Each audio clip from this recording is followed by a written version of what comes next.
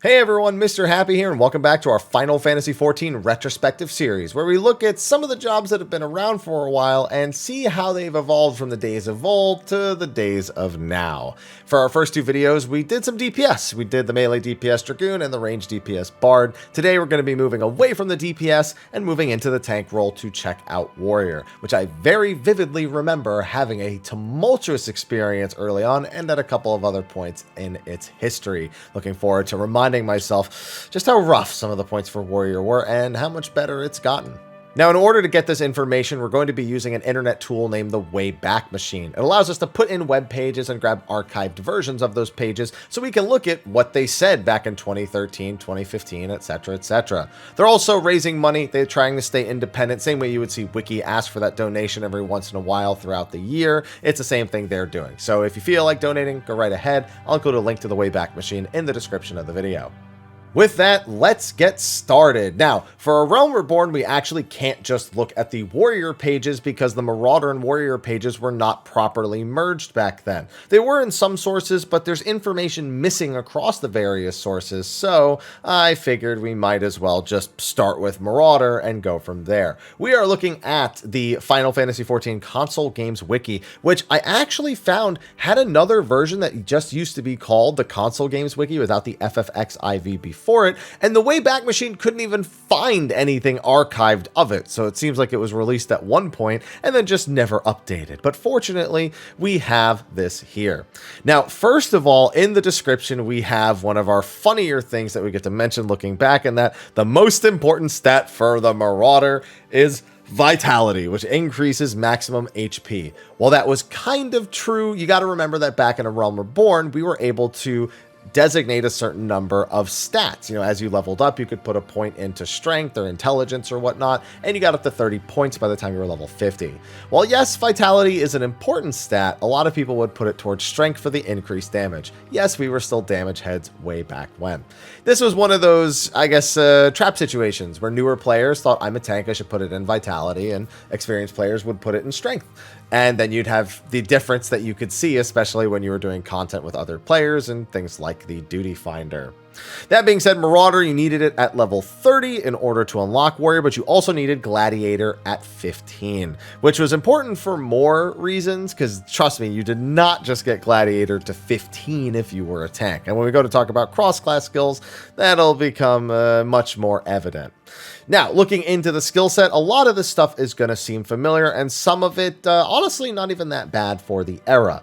I'd also like to point out that I am looking at the 2.0 version of the page at the moment, and I do have the 2.5 version separated because there is a significant difference between the two. So we still have Heavy Swing, we still have Bloodbath. You see a few skills that you recognize here, but you got to admit, there's a lot of Warrior skills that are not here anymore. Foresight used to just be increases defense, not reduces damage taken, increased your physical defense by 20% for 20 seconds. This thing got memed on a ton. And unfortunately, in 2.0's launch, it was actually one of the only defensive skills that Warrior actually had. And boy, was it not good. Oh, was it not good, especially at a 2-minute cooldown. Ugh. Especially if you had worse gear, because defense, obviously, percentage defense increases scale with better gear, so higher item level got more out of this, but it was never that good to begin with. The next fun thing for tanks, and particularly Warrior for this video, is the diverging combos. Now, it's not uncommon to have a diverging combo, less common now, but it's still there. But back then, we had enmity combos and DPS combos. So for Warrior, they had Heavy Swing into Skull Sunder, and eventually, if we go all the way down to level 30, we had Butcher's Block. This is actually a combo I missed because the Butcher's Block animation was so damn good. I would love it if they brought that back. I know that's on a lot of people's bring it back options, but yes, that was their enmity combo. So if you wanted to generate enmity and hold aggro, that's what you had to use. However, Warrior still had this whole second combo focused on damage in that of the Maim combo, which would still come off of Heavy Swing and gave that damage increase that we are still largely familiar with today. It's tied to Storm's Eye nowadays, and it's not called the Maim buff or anything, but you know, it's always been a core aspect of the job and one that has somehow survived all of this time. And that would go off into two different finishers between Storm's Eye and Storm's Path. Now, the Storm's Eye combo was the single most important one the warrior had, because not only were you getting the damage boost from Maim, but you were also reducing the target's slashing resistance and their HP recovered via curing magic. That part didn't matter outside of PvP very often, but the slashing resistance was huge. Now, at the release of A Realm Reborn 2.0, the only two jobs that dealt slashing damage were Paladin and Warrior. So it wasn't as important, but with the advent of Dark Knight and Ninja eventually, while this element still existed, Warrior Storm's Eye became a majorly important thing that they would be expected to maintain, only occasionally letting up to let a ninja take care of it after patch 2.4. So you were always trying to get at least your eye combo every 3 combos that you would do, and you ideally wanted to open a fight with the Storm's Eye combo because it would be up immediately. But because you needed the enmity from Butcher's Block, it wasn't something that was always possible. So there was always this constant struggle depending on the fight and the job composition, gear differences, all that stuff, where, you know, just enmity generation was a whole science back then. Nowadays it's automatic, but back then it really was its own science, and you can listen to any old tank head tell you about how much better it was back then. It was way more involved. It's one of those things that we lost going into the modern era of Final Fantasy XIV. And then for just straight up damage, you also had, well, honestly, it wasn't even for straight up damage in 2.0. I can't say that. Storm's Path was the other thing. Now, that was a little less potency than Storm's Eye, and Storm's Eye was less potency than Butcher's Block, mind you, as well, but we have to talk about potencies as a whole different thing later on. But that would just heal you for a percentage of the damage it dealt. You very rarely saw people use it because you really needed to go back and forth between Storm's Eye and Butcher's Block in an efficient manner. But it was there and it did get used, but it would become more useful later on, and obviously it's still useful to this day. Now, Fracture was a dot that Marauder/Warrior could maintain, and it was actually a cross-class skill. So if jobs had enough TP, they could actually bring Fracture. It wasn't very common, but it was something that was expected of Warriors to maintain. And yeah, TP, mentioned it in the other videos, but it was basically melee MP, and it ran out way too quickly, so it was definitely a big headache. Bloodbath back then was only the damage of the next successful offensive ability and wasn't a long thing like it is now. It was also a Marauder skill, so DPS jobs that had Marauder skills available could use it, but otherwise, you know, it was still just that next hit that you were getting it on. Nowadays, DPS at Bloodbath and Warrior has its own thing. So this is something that it would eventually be removed from this class. Brutal Swing, just an off-global stun, much more common back then, but it did have a potency tied to it. So you had to know if you needed to save it for the stun or if you could spam it on cooldown just for the potency. And that led to a lot of griefing, especially in early day content. Overpower was a cone back then. It was a cone until very recently, but still AoE, enmity, big TP cost though, so it was something that was a little difficult to spam. Tomahawk, not much has really changed about that since way back when. And Berserk we still have nowadays, but it becomes other skills now. And they started doing that, you know, an expansion ago. Back then, it increased the attack power by 50% for 15 seconds. So all your big damage you wanted in Berserk, that hasn't really changed. The big difference was that after the 15 seconds, you would be unable to use any weapon skills for 5 seconds. This led to the infamous warrior macros of, you know, Asunami, Asunami, Asunami, Asunami. And then when Bard would get a skill in Heavensward, it would be pain, pain, pain. Oh, it was pain, all right. Let me tell you. Yeah, Warrior was they were. It was like Stewie trying to say mom in Family. Mom, mom, mom. Except it was Asuna, Asuna, Asuna. And can you blame them if you couldn't attack for 5 seconds and somebody else could save you from that fate? Would you not wish for them to just be paying enough attention to get you out of that state? Yeah, I made sure when I was on healer, I was Asunaing very quickly. Mercy Stroke was a skill native to Marauder. We brought this up in the Dragoon video, and it was just an execute skill. You know, it dealt some damage, 90-second cooldown. I think that was lowered eventually once you got a certain trait. But yeah, it would just help finish up the last 20% of the fight. Really long cooldown, so you rarely got to use it more than maybe twice in a fight, unless there were ads that you were using it on as well. And if you got the Killing Blow, then you healed off of it, but it was so inconsistent. The animation meant the damage was delayed because the damage wasn't dealt till the animation was dealt. And then the damage needed to be the lethal damage, so you were trying to time it with that. It was nice if you got it, but it was never expected that it would be like saved for that. It was very rare at the very least. Thrill of Battle, increased max HP by 10% and restores the amount increased for 10 seconds. So this was a big thing back in the earlier days. There were a lot of max health increases that didn't subsequently heal you. This increases your healing received. You see, it restores the amount increased for 10 seconds. Well, actually, no, this one did work. So that doesn't, I don't remember it working that way. Maybe Thrill worked that way, but there were other things that didn't work that way. That would increase max HP, but not actually heal you. Surprised to see it say that. I could have swore it, okay, well, I mean, that's what it says for 2.0. I know there's another mistake somewhere in these, because I checked Defiance before I started recording this. But, yeah, okay. I mean, I'll take it as is. I could have swore that wasn't how it worked, but a 3-minute cooldown. Ugh. Holmgang, by far the most depressing thing and representative of the 2.0 era. Although Vengeance is also pretty close. Binds both caster and target for 6 seconds. That's all it did. You know that effect you have now, that bind effect that you don't really care about? Yeah, that was all it had. It didn't prevent you from dying. Wasn't a tank invuln of any way. Just locked you in them in place. I can think of like 1 or 2 useful spots for this. I think one was turn 5 against the Dread Knights, because I think it did work against them as long as you weren't the selected target. And maybe there was like a dungeon boss or something. But yeah, it was not good. Especially because with the animation delay, a lot of the times enemies would walk away from you, out of range of you, before this would even proc, because you had to wait for the animation to go off. And it was only a 3 yalm range. So they eventually raised that range, and then obviously nowadays you don't even need a target for it. But yeah, 3 yalms. This is depressing.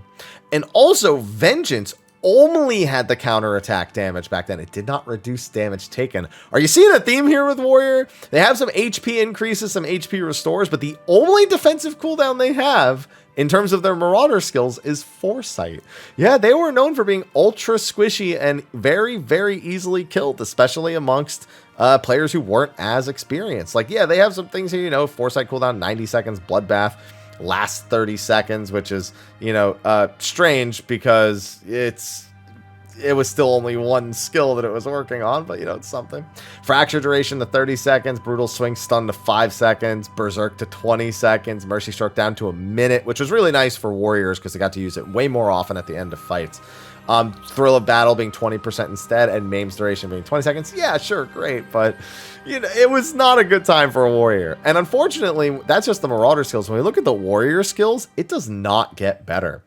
So the big thing was tank stances back then were kind of a thing. Nowadays, a tank stance is just whether or not you want to be generating a ton of enmity. Back in A Realm Reborn, Warrior had Defiance, which was solely their tank stance. We'll talk more about that when we talk about Heavensward. But if you wanted to hold aggro, it was pretty much the game's intention that you would use these things, as it is now. But it was possible to hold aggro without the use of them. And that was important because while they would usually like either decrease the damage you took, or in this case, increase your max HP, they would also lower the damage that you actually dealt. Now, this is how I know this is wrong. I know what the 2.0 tooltip actually looked like, and this is missing some information. One, in A Realm Reborn, at least of November, which there may have been a small update to it by then, but you know, wasn't the 2.1 version of the job that most people would grow to know. This was only 25%, so this is out of date in some way. But it would still reduce your damage taken either way.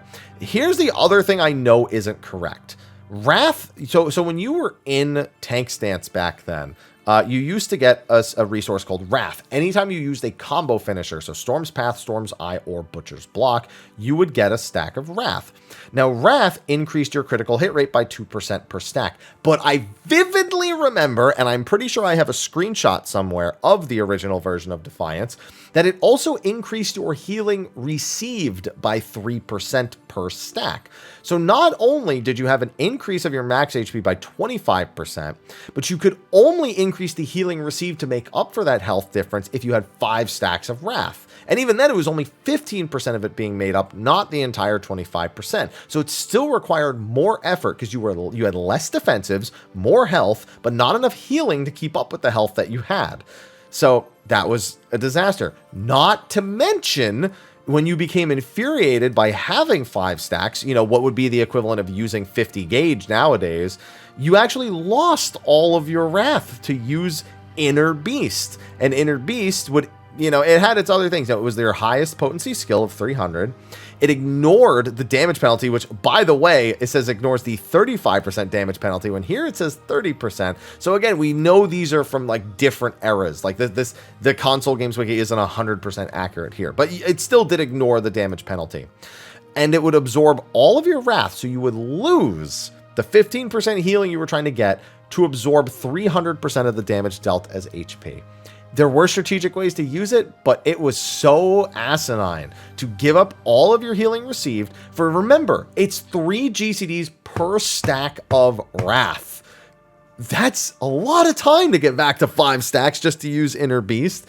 And so not using it meant you weren't using a whole tool, but using it meant that you had to be sure that the heal was necessary to save you from like an upcoming auto, and also wouldn't mean that you died from having the lack of increased healing received. Then you'd also lose the crit rate until you could build it back up. It didn't make any sense. They did have Unchained that would nullify the damage penalty for 20 seconds, but could only be used when infuriated as well. So yes, you had to use Unchained to get rid of the damage penalty, or use Inner Beast to just ignore the damage penalty for a single GCD. Oh, and it was a 5-minute cooldown. It's so depressing, 2.0 Warrior. It's more depressing.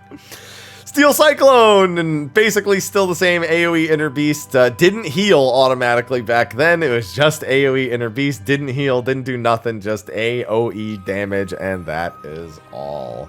Not to mention, you only had overpower for AoE. You couldn't generate Wrath in AoE outside of using the level 50 skill and that of Infuriate, which on a 3-minute cooldown granted you 5 units of Wrath. Oh, I'm so sorry to 2.0 Warrior. I know people who just really wanted to play it, make it work.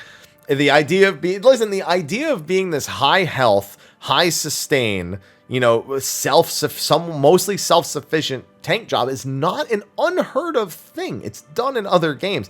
This was a horrible attempt at it, and it was double paladin in a lot of raid groups until 2.1. And can you blame them? Now, not to mention with cross-class actions, if you wanted something that didn't cost TP for AoEing, so you didn't, you know, you could not have to spam Tomahawk, you could use Flash. Flash was fine. It's Gladiator skill. It blinded back then. It was AoE. It used MP. You had nothing else to use MP on. Cool. Convalescence, increased healing received. Cool, as if Warrior didn't already have enough of that. You needed Gladiator at least at level 22 for Provoke, which was mandatory for endgame. And Awareness you were very likely to take. This made it so that you couldn't be critically hit, which was pretty important because you could be critically hit otherwise by certain mechanics. You know, I could think of, I think Shiva in 2.4 was a really good example of that. Heck, when it re-released in Unreal, we were really missing Awareness. You could take Featherfoot to try and dodge, couldn't rely on it. Second Wind is another personal heal. Haymaker in the case that the enemy missed you. Internal Release for your crit rate. Cool, right? You could barely survive, but at least you got crit rate. And then Mantra for 5% AoE healing received. It was so bad. It was so hilariously bad. The only thing, I wonder why the Defiance is incorrect. But I mean, I guess because you can see the Inner Beast is wrong too. I guess I shouldn't worry that much. But yeah, 2.0 Warrior was a disaster. It's one of the only jobs I'll probably pull up the 2.0 and 2.5 version, which I do have. Now, for the most part, the 2.5 version, which we're now looking at here, isn't that drastically different. You know, at least when we're looking at Marauder, you can see some things improve, you know, for the early levels, but most of these things are pretty standard. You know, you have the 20% damage increase on MAME now. But actually, there is one big thing that I remember they changed. You may have noticed that Storm's Path didn't have really anything interesting back then. Well, let me introduce you to... oh, this got buffed to 20 seconds, by the way. You know, 20% for 20 seconds with the trait. Storm's Path was given the lowers target's damage dealt by 10% for 20 seconds. It's funny that I did Bard before this. Bard had that on Reign of Death. They took it away from Bard in 2.1, gave it to the single target Storm's Path for Warrior, and then it became about going between Butchers, and Path. Like, you had to go between all three. Butchers was your highest potency, Path gave you the lowered target's damage dealt, and Storm's Eye was still slashing resist and the healing resist. So you needed to go between all three combos pretty consistently in order to benefit from all of these things. It did make for another decision. Some tank busters came really quick into the fight, and so ideally you'd want Storm's Path up first, but it would mean delaying Storm's Eye, which was its own problem. So that's when having a ninja in the group was kind of handy. You could have the warrior go for a path to reduce the damage dealt, while the ninja went for the slashing resistance reduction instead. But that needed to be communicated, and we saw a lot more kind of interclass mingling going on with the things back then. The most important changes, though, are Holmgang and Vengeance. By 2.1, Holmgang had its currently known effect, still only the 3 Alm radius, I noticed, but it had the, I can't die for the duration of it. It was only for 6 seconds. In fact, it was 6 seconds up until Endwalker, if memory serves. Maybe they made it 8 seconds in Shadowbringers, I don't remember. We'll be able to look at that later. And also 2.1 is when Vengeance got reduced its damage taken on top of its current effect. It also granted Wrath, a really important thing. One use of Vengeance granted you a stack of Wrath. So it's very, very worth using. In fact, did it not do that before? No, it didn't do that before. Okay, yeah, so they made it so there was another way to get that Wrath stack, which was definitely needed on top of what was currently there. So they had defensive cooldowns now. They had a tank invuln equivalent skill back then. It still did the binding you in place thing, which was really annoying. You couldn't use it if you were out of range, and it had a very small range. So yeah, it had its own problems still, but it was in a much, much better spot than it was prior. And then going into Warrior, the big thing is they did with Warrior is they took the healing off the per stack of Wrath, and in 2.1 merged it onto Defiance itself. So Defiance just always increased your healing received by 20%. Still not 25 for whatever reason, but at least it wasn't built into your stacks of Wrath, which were now only for critical hit rate, which meant you didn't feel too bad using them outside of losing that crit rate for a short time. Inner Beast only absorbed 100% of the damage dealt, but also reduced the damage you took by 20%. So it was now a personal heal and a defensive cooldown. Otherwise, pretty much identical, but it was something that was much more reasonable to use. The only thing that was kind of weird is if you were at full health and you needed to help mitigate a skill that was coming up on yourself, then you would still use Inner Beast, so you'd lose the healing percentage. It would be done as overhealing. But if you were a really skilled warrior, you would be able to time it between an auto attack and a tank buster to make sure that you got the healing aspect, so that wasn't going to waste, and you managed to get the damage reduction that came with it. This is when Warrior started becoming a bit of a tank monster. It's known nowadays for how incredibly personally defensive it is and how self-sustaining it is. This is kind of the beginning of that. We still have some personal healing tools. We have a lot more damage reduction tools. And so that identity is present and remains present for quite some time. It just gets amplified a lot by the new expansions. Unchained, still similar, but now only a 2-minute cooldown, but otherwise still pretty much identical. Steel Cyclone, still pretty much identical, and Infuriate, pretty much identical, although only a 1-minute cooldown on Infuriate at this point. But Warrior was in a significantly better spot in 2.1. Being there were only 2 tanks in the game also, it made it so that with this change, it was reasonable to take a Warrior and a Paladin both. Some really interesting stuff started happening, though. Tank stance was still a thing, but getting used to the idea of playing without tank stance was a really big thing, because you would still lose all that damage dealt. If you didn't need Inner Beast to stay alive, or you didn't need Defiance to stay alive, then it started to become standard to not use those things. Now, with Paladin, they had Sword Oath. So for them, it was the choice between Shield Oath and Sword Oath. Sword Oath only increased your auto attack damage, but it meant that Warrior's main tanking and Paladin's off tanking was the ideal thing to do, which seems kind of counter to their job fantasies, but just worked out that way in raid groups. But also knowing when to turn off your stance for a burst phase because you wouldn't be taking damage also became an incredibly important tool. Going into Heavensward, though, we would take a whole nother step in the journey of tank stance versus non-tank stance, when Warrior became kind of the berserker fantasy in full that we know it for today.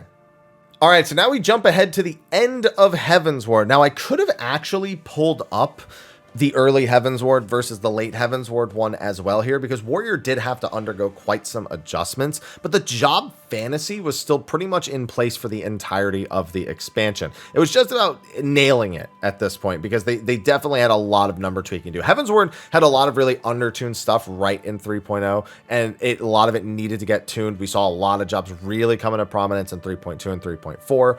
Warrior was doing okay and was pretty frequently used. Warrior and Dark Knight were the go-to tanks for a lot of endgame raid groups. But that being said, it still needed its own adjustments, you know, for everyone to feel completely content with it. Looking at Marauder, most of the stuff is going to seem familiar. You know, you still have Fracture, Heavy Swing, Foresight, Bloodbath, you know, Brutal Swing, Overpower, Maim, Berserk. This stuff just isn't all that different. One thing is Berserk actually granting a stack of Wrath for Defiance. That was somewhat new. Maim was also granting it. So Wrath stacks were way more common going into Heavensward. They wanted you to be interacting with the actual gameplay mechanic of that more frequently than every third combo hit, as well as Vengeance, which is all it was back then. You still had Mercy Stroke, Butcher's Block, which still granted Wrath. You still had Thrill of Battle doing what it did. You still had Storm's Path with the target damage dealt. You know, the Home Gang Vengeance changes were still here. And, you know, Storm's Path. This is all pretty much identical, minus some slight potency changes and maybe some slight wording changes on top of the additional effect with Maim getting those Wrath stacks as well. It's when you go into Warrior where things get significantly different. Also just taking a look here to make sure there's not anything too different. I do see some cross-class skills that were hilarious, but then we get into Warrior here, the Heavensward Warrior. So Defiance still largely the same, you can see, but the big difference is that Wrath granted parry rate. This is where they doubled down and made it so every tank had a set defensive stance, a tank stance, and an offensive stance, with the intent being that if you were not main tanking, you would use the offensive one. That is not how it played out, but at the very least, let me get through this. So this increased parry rate and was opposite to the Deliverance stance. Now, we're going to read down the skills before we talk about the Deliverance skill, which was a big moment. Inner Beast still the same. Unchained still the same. Steel Cyclone still the same. Increased Enmity. I think actually they might have added that. Let me just take a look back at this. But did Steel Cyclone have increased Enmity? Yes, it did. Okay. So it did have it back then, but either way.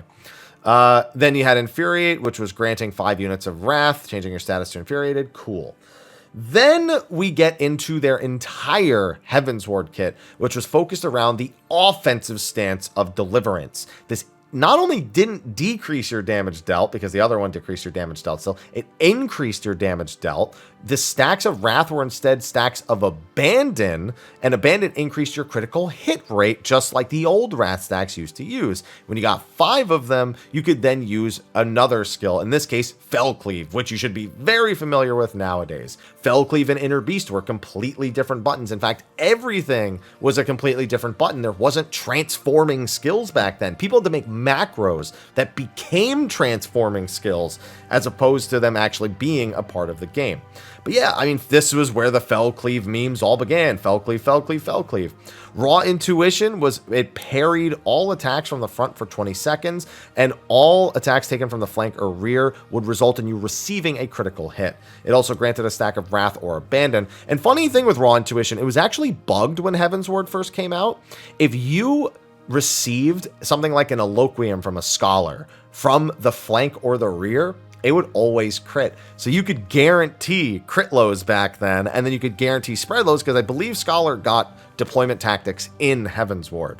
So yeah, that was a bug that they fixed, I think by 3.1, but a fun little history lesson for Raw Intuition there.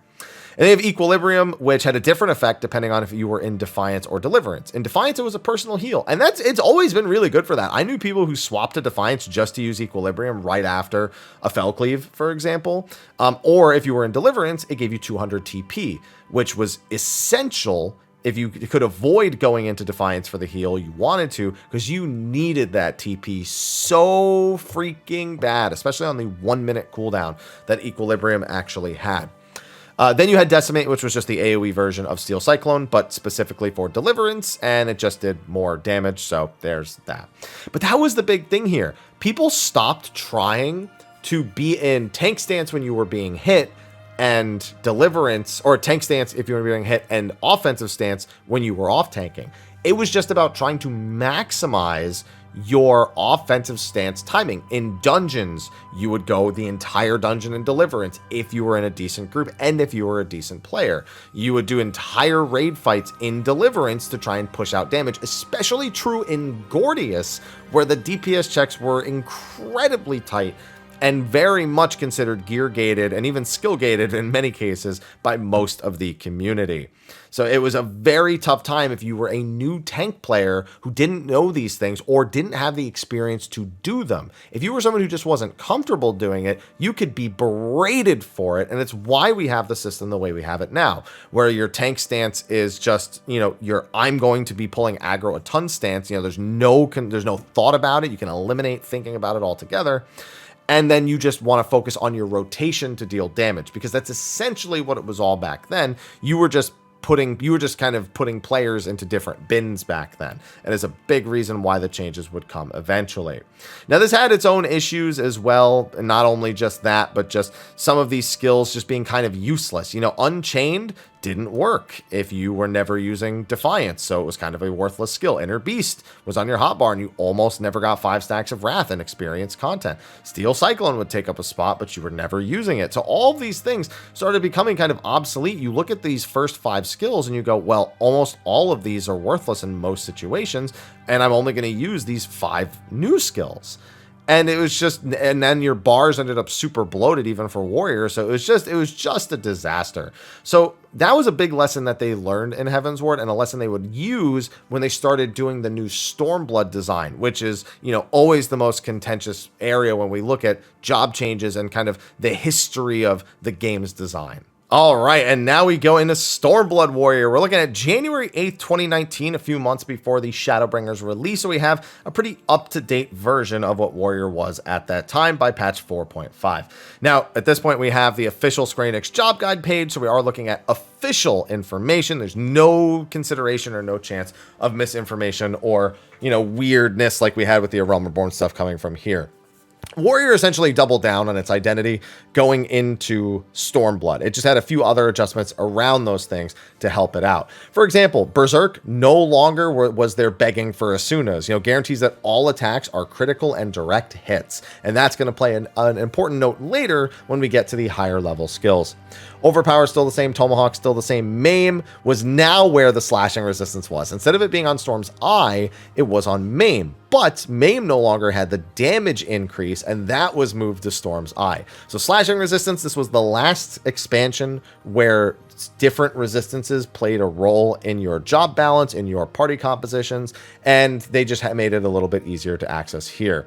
Thrill of Battle, 20% restores the amount increased, is still here for 2 minutes. Butcher's Block is still here because we still had Enmity Control being very important, but we no longer had Wrath stacks. We instead had the Beast Gauge, which is the same gauge that we have now, but it was still balanced between tank stance and offensive stance, because we still have Defiance right here. They did make some quality of life updates to Defiance and Deliverance at that point. If you use them, it would change your other buttons. Inner Beast and Fellcleave would, interchangeably become each other, and Steel Cyclone and Decimate would also change between each other. So we saw a lot more quality of life with this whole stance dancing thing for Warrior at this point. However, now instead of Wrath, you had Beast Gauge, and your Beast Gauge still kind of worked like Wrath. When you increase your Beast Gauge, you would gradually gain more parry rate. Every 20 gauge, you would get 2 parry rate up to the maximum 10%, which was the same as having 5 Wrath stats before. But then the Beast Gauge would return to 0, and then you would have your parry rate go back down. So functionally identical, but now we had the job gauge system built into this, so it was a little bit more readable and a little bit more familiar to people we have playing the game nowadays. So then you can see here with Inner Beast, changes to Fellcleave while under the effect of Deliverance, and it still had the damage reduction, the absorbing a portion of the damage dealt, and ignoring the damage penalty on Defiance. Storm's Path now had another function. It would only absorb a portion of damage dealt. That was kind of its big thing, but it would also increase the Beast Gauge by more than your other skills. So you would have Butcher's Block only increasing the gauge by 10, but being your highest potency skill. You'd have Storm's Path, which would heal you, but increase your gauge by double that amount. So if whenever you could spare a Storm's Path, you wanted to be using Storm's Path. Then you had Unchained, which was still working essentially the same and was still kind of a useless skill once you started using Deliverance too much. Holmgang increased its range. Now it has the 6 Yalm range, but it still has the binding effect. Still an invuln, but, still 6 seconds as well. Steel Cyclone, big thing it had added, absorbs a portion of the damage dealt as HP. So this was really good for people who were still using tank stance in dungeons in particular. But as I said, that wasn't really common practice, so it was still kind of like, yeah, it's nice to be self-sustainable, but it's also not something you should be aiming to do as an experienced player. And these skills now started costing 50 gauge, by the way. Inner Beast is 50 gauge, Steel Cyclone 50 gauge, so that's how much you would use when using these skills. Vengeance, still good, now 55 potency in the counterattack. That was nice, the extra 5. Storm's Eye, increased the damage dealt. Like I said, they moved that over to this. And now Infuriate would work on both phases, because now it would just give you 50 beast gauge, whether you were in Defiance or Deliverance. Deliverance, otherwise, damage dealt, crit rate, all that stuff still there, but now integrated into the beast gauge. Fell Cleave, potency up a little bit, and they made those quality of life changes I mentioned earlier. Raw Intuition still parried all the attacks that were in the front, and you had to avoid getting hit from the flank or the rear. Equilibrium, 200 TP or 1200 cure still. Decimate, still AoE damage. But now we had the new skills. Onslaught, they finally had a gap closer. Tanks did not have gap closers. I think Dark Knight had Plunge, and that was the only tank with a gap closer prior to Onslaught. And I think Paladin didn't get one until the expansion after this. I have to double check that, but I don't think Paladin got their gap closer until Shadowbringers, which is insane.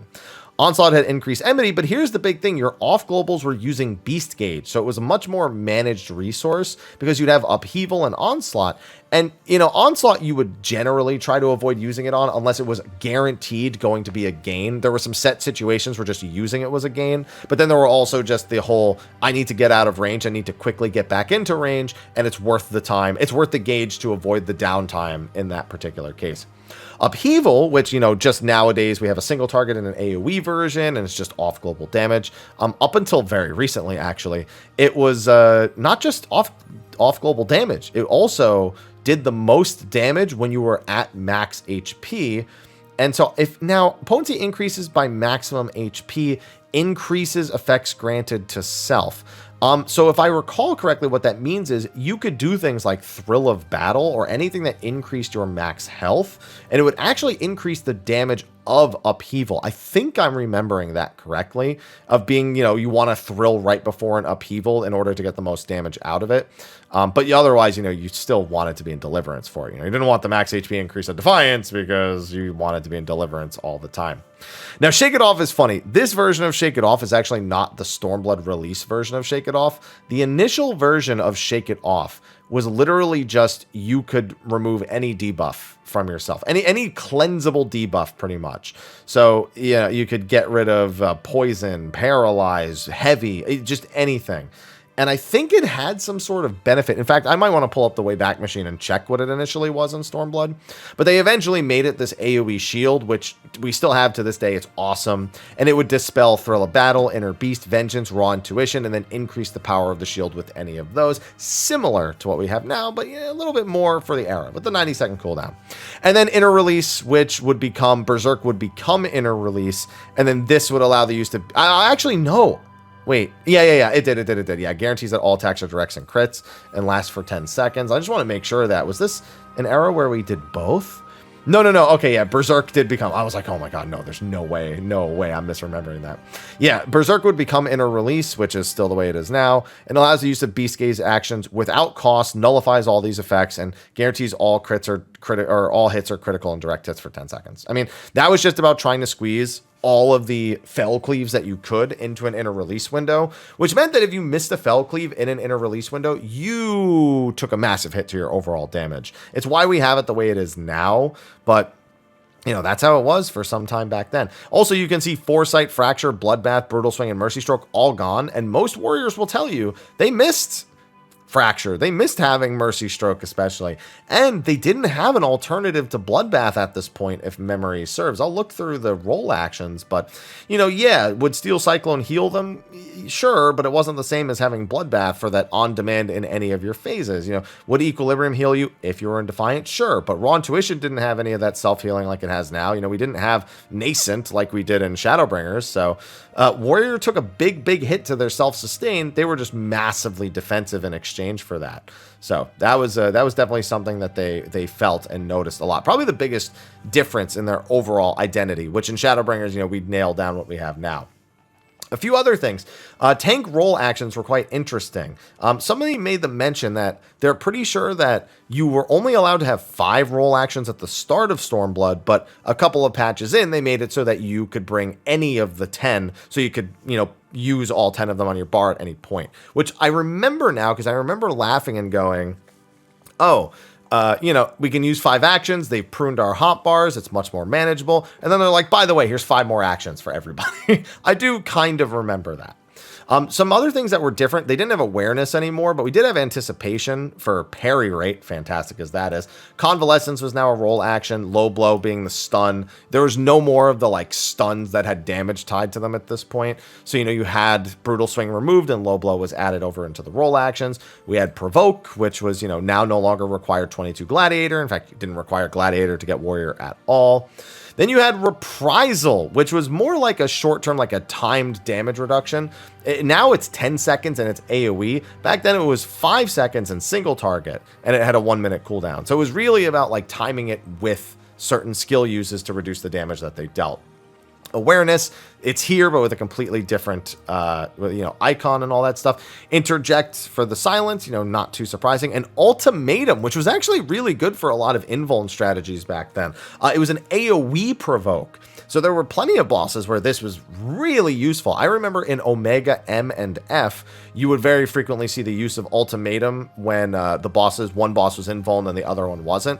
Just so you didn't have to do a side target and use provoke. You'd have one tank ultimatum, both of the bosses and use their invuln, and then the other tank could ultimatum them both back and use their invuln. So yeah, there was a lot of use in ways like that. And shirk, because enmity management was still a thing, you could give enmity to other people, still something you can do nowadays, but back then it was much more important because enmity was still not free back then. You really needed to work for it, especially because tanks were often not using their tank stances or not using them for very long, if at all. So tank, very, very different back then. We also had the traits reworked at this point. The best thing was Enhanced Infuriate. Every single time you use one of those skills, it reduces the cooldown of Infuriate, something we still benefit from today, unless my memory is broken, but I've read a lot of skills over the day, so it is what it is. And then all these other traits were removed. Enhanced Berserk, Mercy Stroke, Thrill of Battle, Maim, all that stuff was gone. But then you can come down, you can see the Beast Gauge. Beast Gauge even had different appearances for Defiance. This is Defiance, and this is Deliverance. Pretty cool. And then we had the simple modes as well, because that was all added in at this point.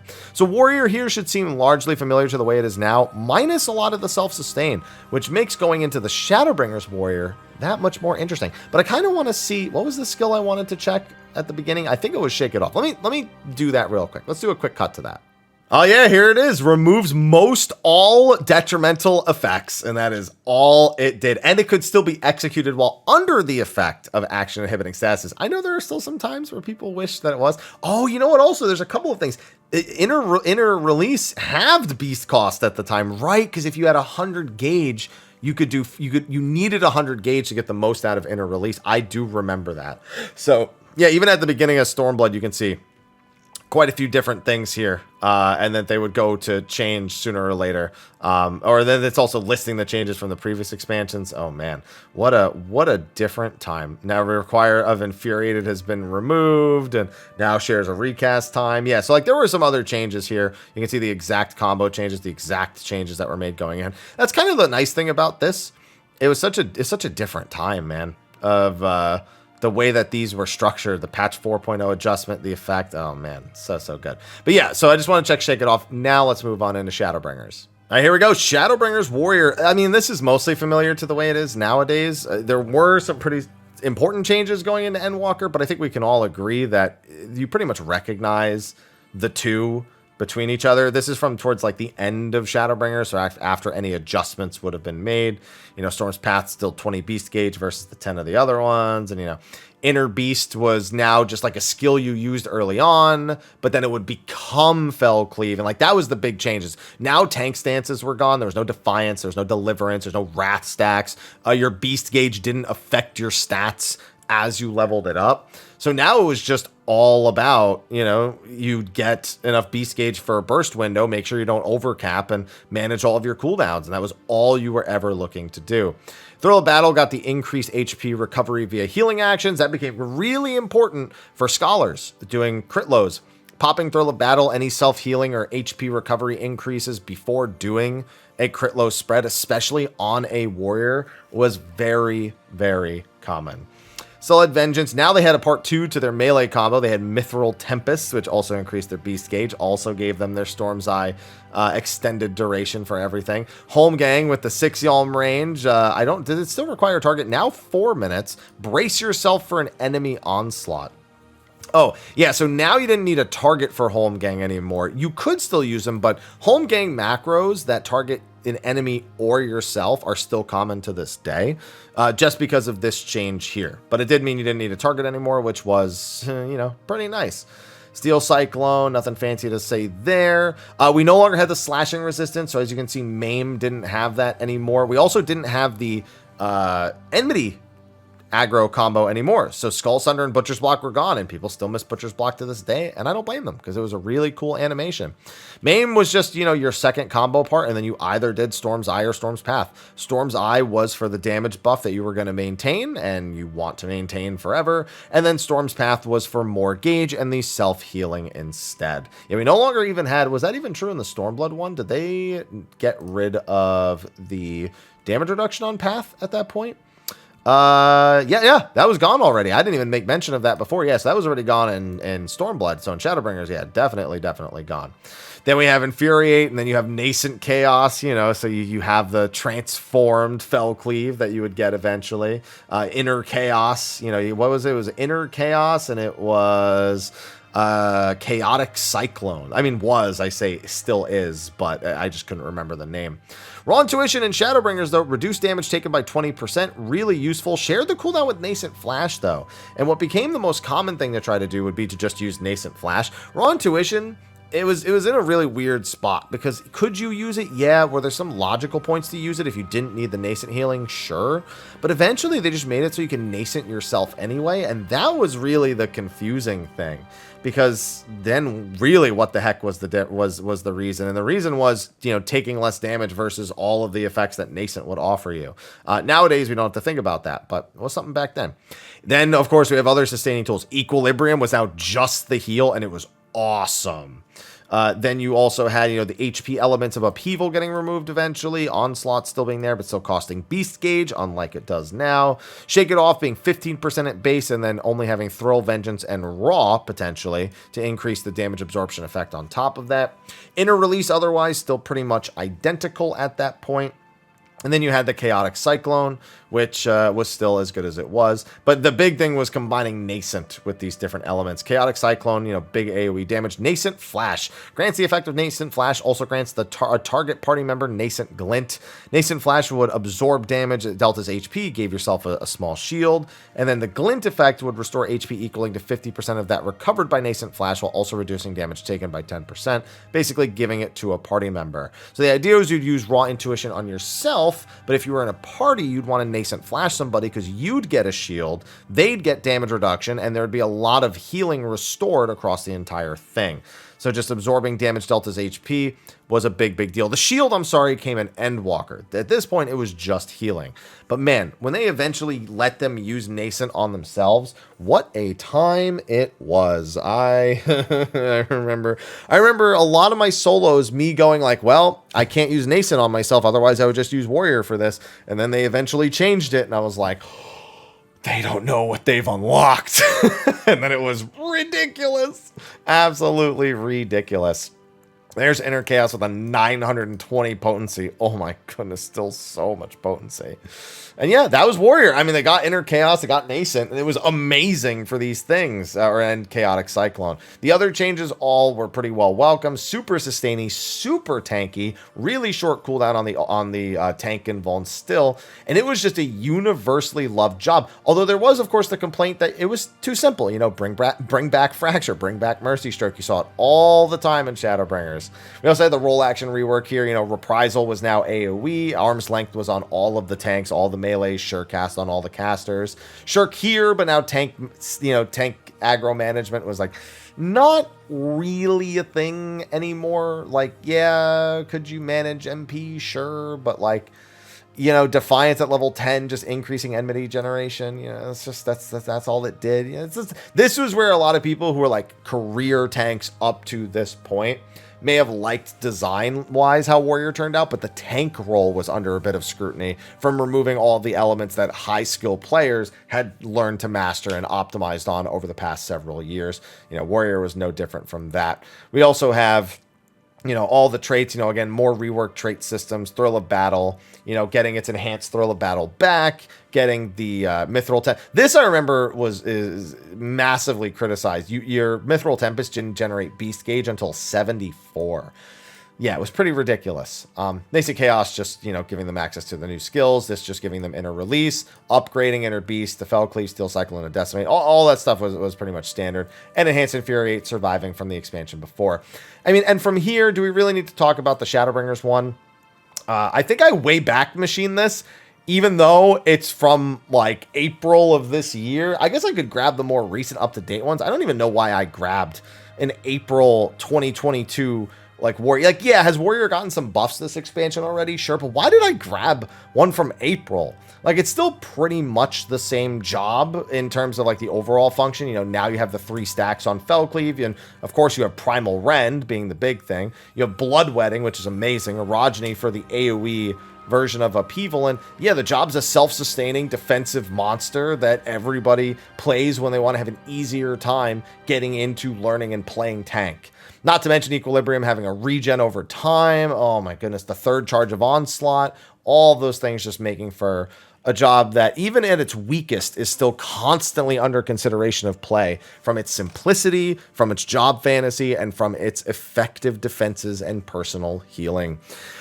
It's a hell of a journey. We had all healing, no defenses. Then we had all defenses, no healing. And now we just have not the highest DPS tank, but otherwise still a monster. So I'd say Warrior has otherwise turned out well, even if it's had a shaky time all throughout its history. But I hope that you enjoyed this little trip down memory lane with Warrior.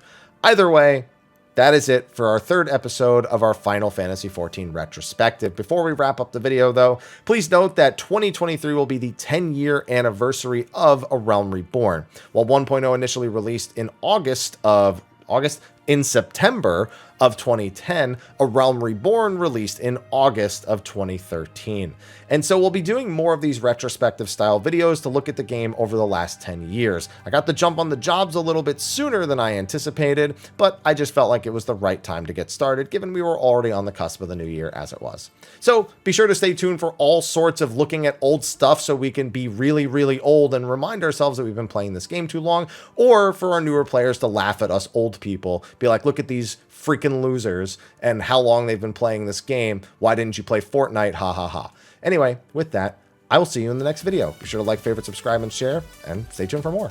Until then, take care.